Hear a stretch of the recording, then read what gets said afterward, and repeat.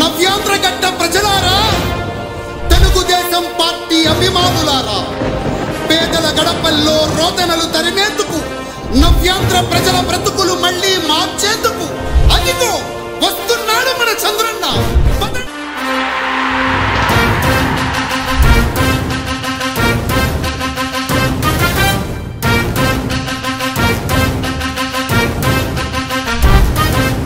ఆంధ్రుల నమ్మకం, పేదల సమ్మతం, అదిగో చంద్రన్న ఆగమనం.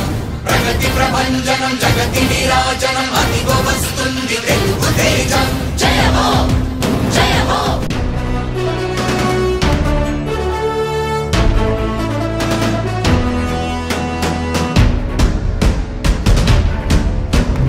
ఎన్నాళ్ళకెన్నాళ్ళకు ఎన్నెలొచ్చే నెల్లూరుకు, ఇన్నాళ్ళ కన్నీళ్లకు వంట దొరికే పేదోళ్లకు, నల్ల మబ్బుల్ని చీల్చేటి సూర్యుడురా, దేవుడే ఇట్ట మనిషల్ల మారాడురా.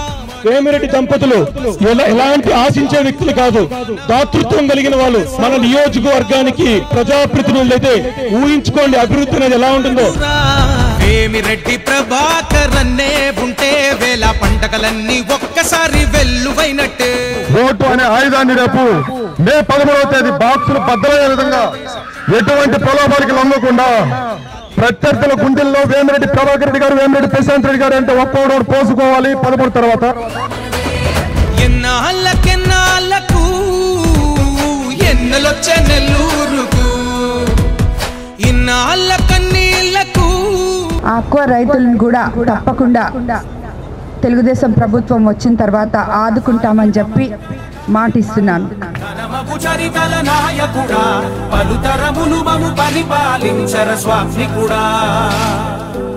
చంద్రబాబు నాయుడిని ముఖ్యమంత్రి చేసుకొని ముఖ్యమంత్రిని చేసుకోవాలా, ఆ కుర్చీలో కూర్చోబెట్టాలా, మనందరి బాధ్యత అది.